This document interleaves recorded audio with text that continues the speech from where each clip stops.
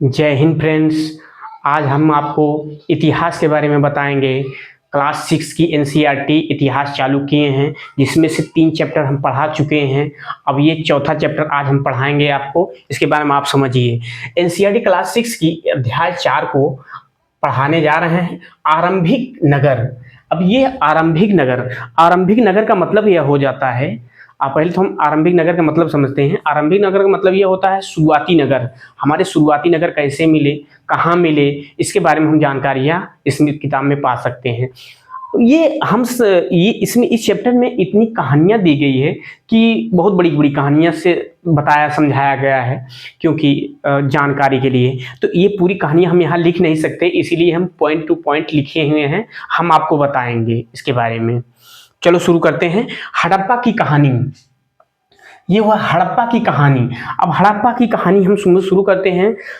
यह 150 साल पहले की बात है, जब पंजाब प्रांत, ये वर्तमान पाकिस्तान में है, वहाँ के कुछ इंजीनियरों ने वहाँ के रेलवे लाइन बिछाई जा रही थी। वहाँ के ईंट के लिए कुछ पूरा स्थल से ईंट निकाल कर वह रेलवे लाइन पे लेके गए, मतलब रेलवे लाइन बिछाने के काम में लिए थे। वहाँ की ईंट की किस्में मतलब उच्च कोटि की थी, मतलब समझ सकते हैं कि बढ़िया थी, उसकी नक्काशी अच्छा, सब कुछ अच्छा था वहाँ की ईंट के। अब वहाँ के इंजीनियरों ने नहीं समझ पाया, फिर जाके यह धीरे धीरे चल के ये 80 साल पहले, हम किताब में यही दिया है, 80 साल पहले जब कुछ भूवैज्ञानिकों ने, पुरातत्वविदों ने इसके बारे में जानकारी निकाली, तो यहाँ से पता चलता है कि ये हमारी उपमहाद्वीप की सबसे प्राचीन सभ्यताओं में से एक सभ्यताएं हैं। अब ये हड़प्पा सभ्यता कैसे नाम पड़ा, यह जब खोदाई के वक्त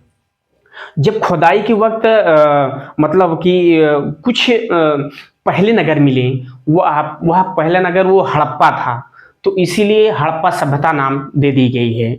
और जितनी सभ्यताएं इसके बाद निकली हैं, सबका हड़प्पा के अंतर्गत रखा गया है। जैसे कुछ नगरों में, जैसे है अपना ये मोहनजोदड़ो है, ये सब सभ्यताएं उसके बाद निकली है, इसीलिए हड़प्पा सभ्यताएं के अंतर्गत रखा जा सकता है। समझ में आया इसके बारे में? अब हम समझते हैं इन नगरों की विशेषताएं क्या थी। हम इसके बारे में समझते हैं। इन नगरों को 2 या 2 से अधिक हिस्सों में विभाजित किया गया था। 2 या 2 से अधिक हिस्सों में विभाजित किया गया था इन नगरों को। एक पूर्वी था, एक पश्चिमी था। यह आपको समझाते हैं, यहां लिख के समझाते हैं। ये पूर्व,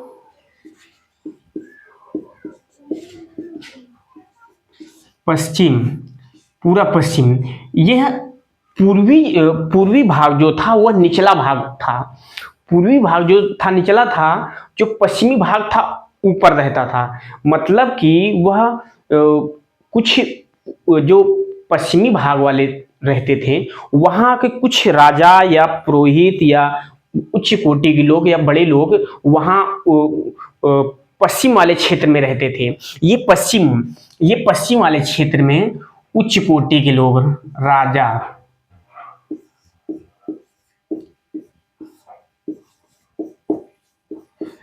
इस क्षेत्र में राजा लोग रहते थे। पश्चिमी क्षेत्र ऊंचा रहता था। अब निचला वर्ग इसे कहा जाता था, पूर्वी भाग।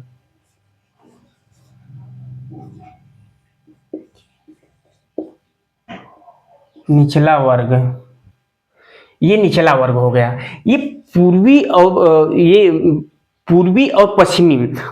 पूर्वी जो था निचला वर्ग था, यहाँ किसान वर्ग के लोग रहते थे, और पश्चिमी में जो था वह उच्च कोटि के लोग रहते थे। राजा हो गया, बड़े बड़े वकील, डॉक्टर, ये सब रहते थे, ऊपरी वाले में रहते थे। इससे हमें पता चलता है कि इस किनारे से कभी भी कोई भी बाढ़, कोई आपदा, कुछ भी आएगा तो वहाँ के जो उच्च वर्ग लोग रहेगा वह सेफ रहेगा, क्योंकि वो अपने लिए वो उच्च पे बनाया था, और निचला वर्ग जो था वह किसान और कृषक के लिए था, जो काम करते थे, जो बढ़ई कृषि पशुपालन, ये सब पूरे, ये सब निचला वर्ग में रहते थे। इसे इसे क्या कहा जाता था? नगर दुर्ग कहा जाता था। ये ऊपर वाले को नगर दुर्ग कहा जाता था, निचला को निचला वर्ग कहा जाता था।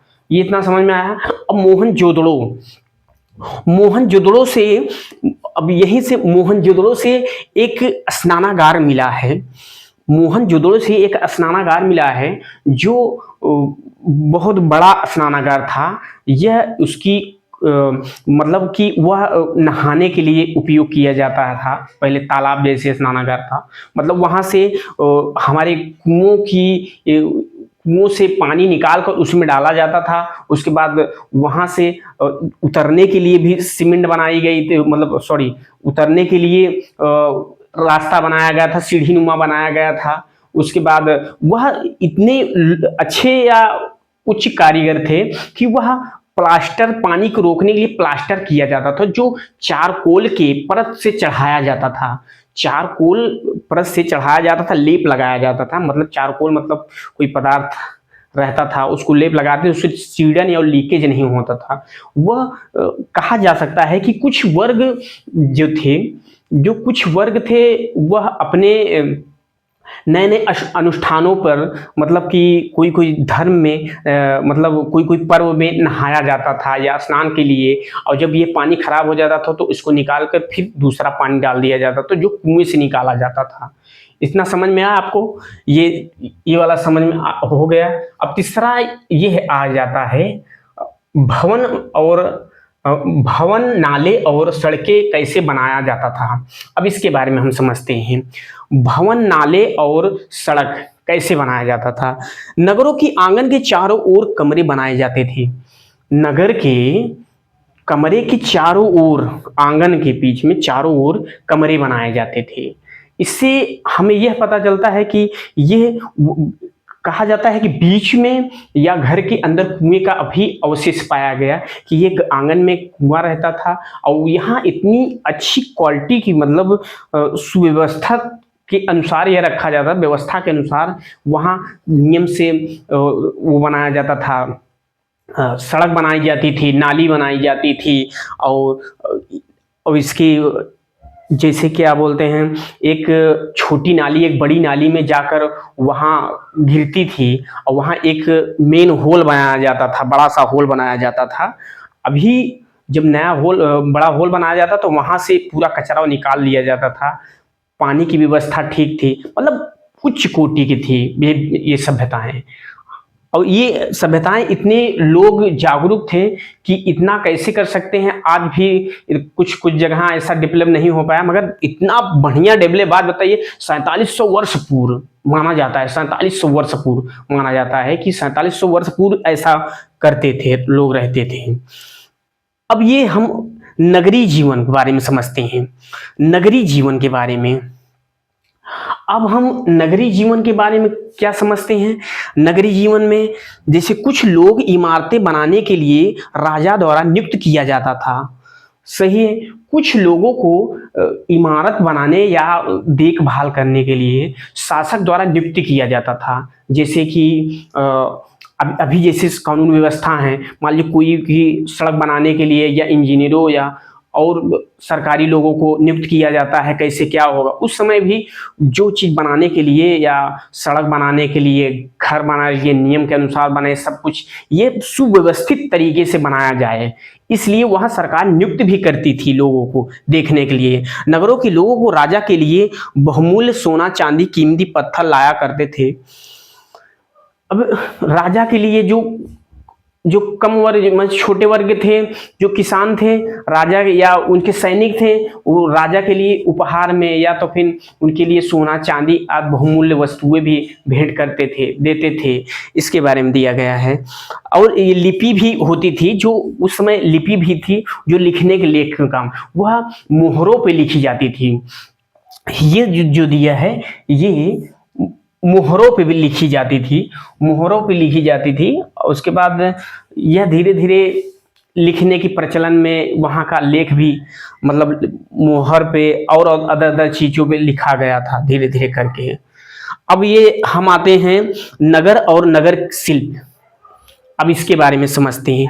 नगर और नगर शिल्प, ये क्या है हम समझते हैं। नगर और नगर शिल्प, नगर में मेन चीज नगर शिल्प मतलब क्या होता है, कोई वस्तु ये सब हो जाता है। अब मान लीजिए हम समझते हैं जो लिखे हैं आपको, तांबा और कांसा से औजार बनाए जाते थे उस समय, तांबा और कांसा से औजार बनाए जाते थे, तांबा और कांसा से औजार बनाए जाते थे, और सोना और चांदी से गहने बर्तन बनाए जाते थे, सोना और चांदी से गहना और बर्तन बनाए जाते थे, पत्थर से आयताकार मोहर बनाए जाते थे। अब समझ में आया? पत्थर से आयताकार आयताकार मोहर बनाए, ये पूछ सकता है, ये पूछता है क्वेश्चन में, पत्थर से आयताकार। अब यही पूछ लेगा किस सभ्यताएं में आयताकार मोहर का अवशेष मिला है। अब आदमी पढ़ा रहेगा तब ना बता देगा, ऐसे थोड़ी बता देगा कोई। तो आयताकार मोहर बनाते थे। अब ये समझ में आया। और ये है लाल, लाल मिट्टी के बर्तन पर काले रंग के चित्रित किया जाता था। लाल मिट्टी के बर्तन में, लाल वो मिट्टी का बर्तन बनाते थे, लाल मिट्टी के बर्तन में काले रंग का चित्रण भी किया जाता था। लाल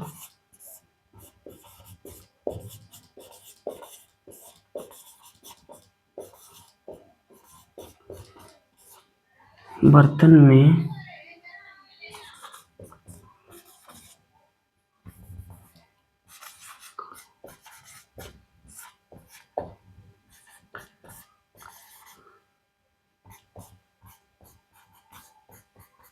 चित्र भी बनाया जाता था, काले रंग का चित्र भी बनाया जाता था। अब इतना समझ में आया आपको?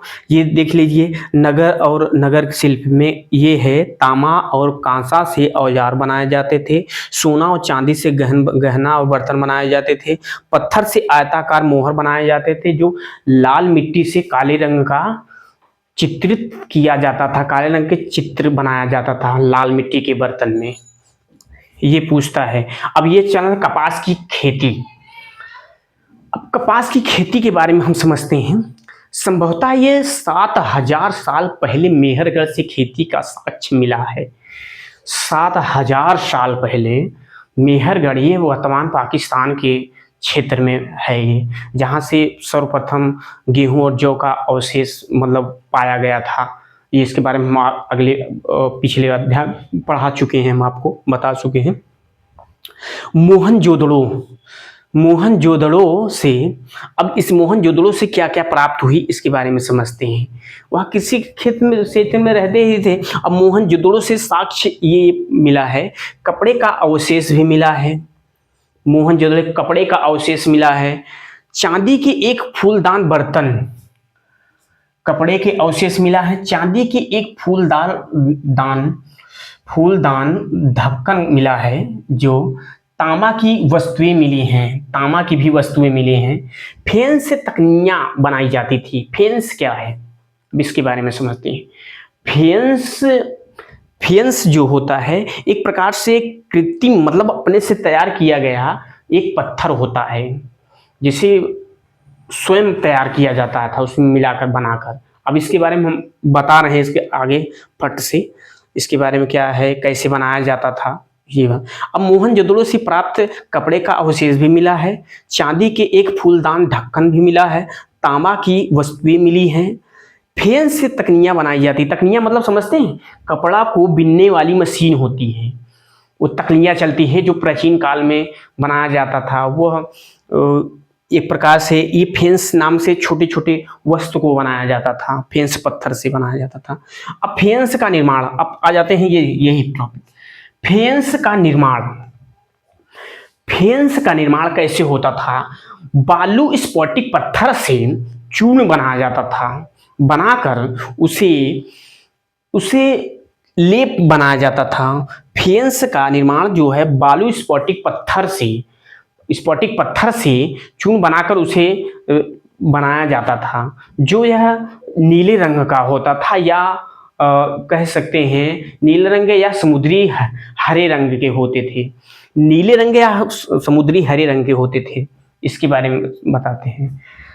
बालू निर्माण,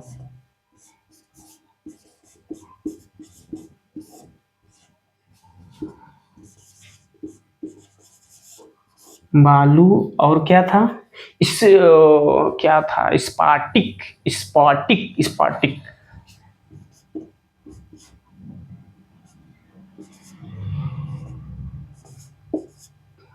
इस रुक जाओ 1 मिनट।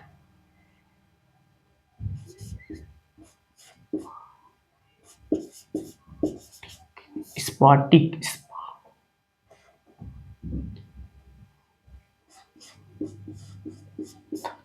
स्फटिक पत्थर से बनाया जाता था, स्फटिक पत्थर से बनाया जाता था। ये इसके चूर्ण बना के इसको एक मिट्टी की एक लेप में लगाया जाता था, चूर्ण बना के एक लेप में लगाया जाता था। जो ये गहरे नीले नीले रंग या हरे समुद्री गहरे रंग के होते थे। ये फेंस नामक निर्माण फेंस का निर्माण मतलब पत्थर का, फेंस पत्थर का ये अपने से बनाया जाता था। कच्चे माल की खोज, अब हम समझते हैं कच्चे माल की खोज। कच्चे माल की खोज, कच्चे के माल का मतलब ये हो जाता है जो किसानों द्वारा उत्पन्न की जाए वो कच्चा माल हो जाता है। मतलब किसी भी प्राकृतिक वस्तु को हम कच्चे माल के रूप में समझते हैं, प्राकृतिक रूप समझते हैं कि मतलब कुछ भी अगर किसान अगर उगा रहा है तो उसको बिना कुछ छांटे बनाए या कुछ भी करे वह अगर मार्केट में ले जा रहा है वह एक प्रकार से क्या हो जाता है, कच्चे माल के संबंध हो जाता है उसको। अगर जैसे हम गेहूं समझते हैं, हम एग्जाम्पल लेते हैं कच्चे माल के, समझा देते हैं। कच्चे माल जैसे हम गेहूं लेते हैं, गेहूं को अगर रखे हैं या हम बेच देते हैं तो कच्चा माल हो जाता है। अगर इसी को हम बिस्किट बना देते हैं या पावरोटी बना देते हैं या कुछ भी बना देते हैं इस पे, तो यह कच्चा माल नहीं हो जाएगा, यह एक परिवर्तित हो जाता है, ये द्वितीय स्रोत में आ जाता है। देखो टीन, कच्चे माल में टीन का आयात जो है, हम समझाते हैं टीन का आयात ईरान व अफगानिस्तान से है हुआ था। टीन का आयात जो है ईरान अफगानिस्तान से हुआ था उस समय। और तांबा का आयात जो है, तांबा का आयात राजस्थान और ओमान से हुआ था, ओमान से हुआ था। सोना का आयात कर्नाटक से हुआ था, सोना का आयात जो है कर्नाटक से होता था। बहुमूल्य पत्थर का आयात जो है गुजरात व ईरान और अफगानिस्तान से होता था। बहुमूल्य पत्थर अब समझते हैं, थोड़ा समझते हैं क्योंकि अगर पत्थर देखो, टीन का आयात जो है ईरान व अफगानिस्तान से होता था, टिन एक प्रकार का धातु था। तांबा का आयात राजस्थान और ओमान से होता था। और सोने का आयात कर्नाटक से होता था, सोना जो है कर्नाटक से होता था, उत्पन्न होता था, मतलब आयात होता था। बहुमूल्य पत्थर का आयात जो है वह गुजरात व ईरान व अफगानिस्तान से होता था। अब इसके बारे में समझ गए हम। अब हम आ जाते हैं नगरों में रहने वालों के लिए भोजन। नगरों में रहने वाले के लिए भोजन, नगरों के लिए भोजन का इकट्ठा करते थे वह, हम ऐसे लिख दिए थे। अब हम समझाते हैं नगरों में रहने वालों के लिए भोजन की कैसे व्यवस्था होती थी। नगरों में रहने वाले आज भी लोग, कुछ शहर में रहते हैं, जो शहर में रहते हैं वह कृषक ही वह उसके खाने योग्य चीज़ें उत्पन्न करके बेचता है, वह कृषक पर भी निर्भर रहते हैं। इसीलिए कह सकते हैं कि नगरों में रहने वाले लोगों के लिए भोजन का इकट्ठा जो है यह ग्रामीण वाले लोगों ने ही शुरू किया था, यानी करते थे। यहाँ के जो कृषक थे वह भेड़ बकरी गाय भैंस आदि चीज को पालते थे। वह सींचने के लिए कुछ जल का भी प्रबंध करते थे, जैसे बारिश के टाइम उसको संचयन कर लेते थे, वो बारिश को इकट्ठा कर लेते थे, तालाब बना देते तो उसी से सींचते थे। कुछ प्राकृतिक रूप पे निर्भर रहते थे। कुछ वहाँ से एक हल का साक्ष्य मिला है, जो वैसा वाला हल तो नहीं मिल पाया है, मतलब जैसे जुताई करते हैं, मगर एक बना हुआ खिलौने के माफिक, एक मिट्टी का बना हुआ खिलौने के माफिक मिला हुआ है, जिससे यह हमें अनुमान लगती है कि वहाँ हल से भी खेती होती थी, क्योंकि अधिक उपजाऊ हो जाता था वहाँ के लिए। अब आ जाते हैं, ये क्या है, गुजरात में हड़प्पा नगर का सूक्ष्म निरीक्षण। ये बहुत बड़ा है, इसके बारे में और जानकारियाँ हो सकती, मतलब इसका सूक्ष्म निरीक्षण दिया है, इसके बारे में हम समझते हैं। कच्छ के इलाके में खदीर वेद के किनारे धौलावीरा नगर बसा था। धौलावीरा कहाँ बसा है? कच्छ के इलाके में खदीर वेद के किनारे नगर बसा था।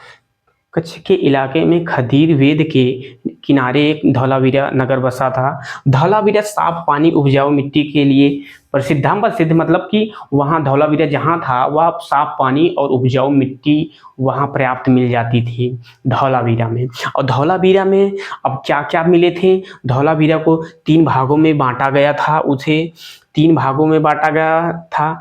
पत्थर की दीवार, बड़े बड़े प्रवेश द्वार बनाए गए थे। धौलावीरा जो एक शहर बनाया गया था, शहर कह सकते हैं हम, धौलावीरा शहर, वह जो शहर बसा था वह एक जो है एक पानी साफ मिलता था, उपजाऊ मिट्टी मिलती थी। वहाँ 3 भागों में उसको बांटा गया था। और प्रवेश द्वार थे, बड़े बड़े प्रवेश द्वार थे, ईंटें या बगल बगल किलेबंदी किया गया था पत्थर से। और उसके बाद वहाँ के लोगों को रहने के लिए, और वहाँ एक मैदान भी था जो शुभ अवसर पर कार्यक्रम के लिए, राजाओं के कार्यक्रम या अदर चीज के लिए वह बनाया गया था। मैदान कार्यक्रम के लिए भी उत्पन्न रहता था। हड़प्पा के लिपि पत्थरों पर मिले हैं। हड़प्पा की लिपि जो है पत्थरों पे मिले हैं, जो संभवतः वह लकड़ी की पे ठोका या लकड़ी पे जड़ा जाता था। ये दिया है, इसे लकड़ियों पर जड़ा जाता था। हड़प्पा लेख सबसे बड़ा था, मतलब वह हड़प्पा का वह लेख सबसे बड़ा था, जो बड़ा के पत्थर को पत्थरों पर लिख कर उसमें लकड़ियों पे चिपकाया जाए या उस पे लगाया जाता था। वह ये हड़प्पा के यानी धौलावीरा में मिला है। इसको 3 भागों में बांटा गया था। पत्थर की दीवार पर बड़े बड़े प्रवेश, मतलब पत्थर की दीवार बनाई गई थी। प्रवेश बड़े बड़े प्रवेश द्वार थे। और मैदान था जो कार्यक्रम के लिए था धौलावीरा में। हड़प्पा के लिपि भी पत्थर पर लिखे गए थे। वहाँ के हड़प्पा की लिपि भी पत्थर पे लिखे गए थे। उसके बाद हम इसे लकड़ियों पर जड़ा जाता था। लेख सबसे बड़े होते थे वहाँ के। अब ये लोथल के बारे में समझते हैं। अब हम आ जाते हैं लोथल। लोथल के बारे में समझते हैं। लोथल यह कहाँ पड़ता है? गुजरात की इस खंभात की खाड़ी में मिलने वाली साबरमती के पास है। मतलब खंभात की खाड़ी में, गुजरात के खंभात की खाड़ी में जो साबरमती एक उपनदी के किनारे बसा लोथल है। साबरमती के नज़दीक में एक बसा लोथल है, जो गुजरात की खंभात की खाड़ी मिलने वाली इस साबरमती एक उपनदी के किनारे बसा हुआ है, ये लोथल है। अब लोथल के बारे में समझते हैं। कितनी कीमती पत्थर व कच्चा माल मिल जाता था यहाँ पे। कीमती पत्थर, ये गुजरात जो है, गुजरात कह रहे हैं, ये लोथल जो है गुजरात के किनारे जो गुजरात में है, यह कीमती पत्थर मिल जाता था। वहाँ व्यापारी का केंद्र भी था। और ये सब क्रियाएं होती थी। वह सबसे मतलब औजार, मतलब उद्योग भी स्थल था यह आवागमन के लिए। जो चलिए हम देखते हैं। कीमती पत्थर व कच्चा माल मिल जाता था आसानी से। वहाँ पर पत्थर शंख से बनी वस्तु मिल जाती थी, जो उद्योग स्थल का संकेत हमें देती है। और उसके भंडार से मोहर मुद्रांकन या मोहर बंदी मिले हैं। ये इसका क्या मतलब होता है? भंडार से मोहर होना चाहिए, चलो ठीक है। मोहर मुद्रांकन या मोहर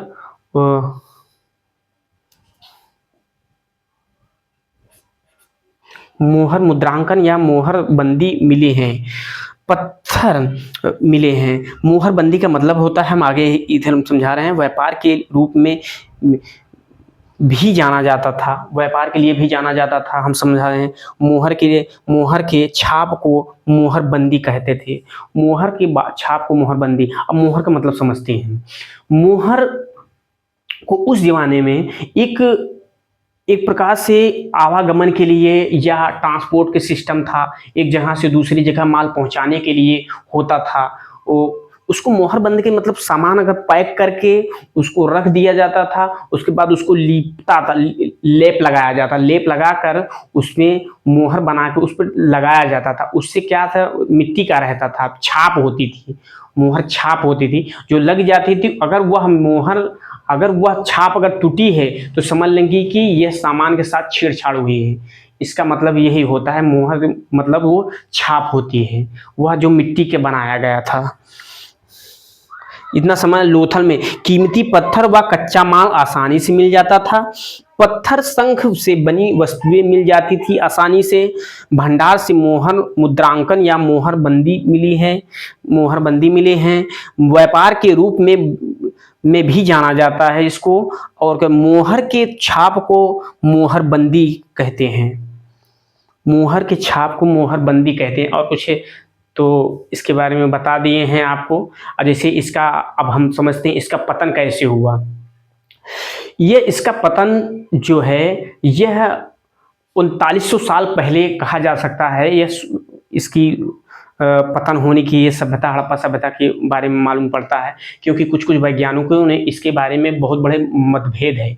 कोई वैज्ञानिक कहते हैं कि यह बाढ़ के कारण हुए हैं, कोई कहता है यह बाहरी आक्रमण के कारण हुए हैं, कोई कहता है ये नदियों के सूख जाने से, कोई कहता है ये आग लगने से हुई है।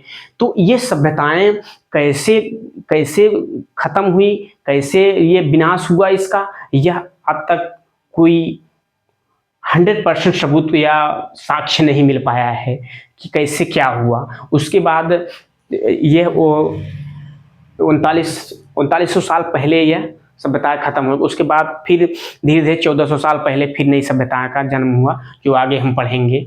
जो यह हम थोड़ा सा और जानकारी हम आपको बता रहे हैं। जो मिस्र में जो पिरामिड जो बनाया जाता था, वहाँ की बड़े बड़े राजाओं ने 5000 साल पहले यह पिरामिड बनाने की शुरुआत की थी, 5000 साल पहले। और यह पिरामिड जो था यह बहुत मतलब धन दौलत खर्च करते थे। पिरामिड का मतलब यह होता है कि या पिरामिड का मतलब यह समझ सकते हैं जैसे कि किसी की मरने के बाद वो चीज़ कबर, मकबरा समझ लीजिए, बस इतना समझ में आ गया। पिरामिड मतलब मकबरा होता था, वो अपने मकबरा बनवाते थे। जो यह बड़े बड़े जो उनके सहायक लोग थे, सोना चांदी हर एक चीज़ वो बड़े भेजते थे लाने के लिए, क्योंकि वह राजा वहाँ के संपन्न थे। और यह पिरामिड में इतना पैसा खर्च करते थे, वह पुनर्जन्म पे विश्वास अधिक करते थे, क्योंकि वह उसके साथ सोना चांदी और के बाद उनकी प्रिय पशु आदि चीज को दफनाया जाता था, अधिक पैसा खर्चा करते थे। इसके बारे में यह मिस्र की सभ्यताएं हैं। हम थोड़ी छोटी सी जानकारी मिस्र के बारे में आपको रखे हैं। उसके बाद ये तो बहुत बड़ा चैप्टर है, हम उसके बारे में बाद में चर्चा करेंगे। धन्यवाद, आपने पढ़ा।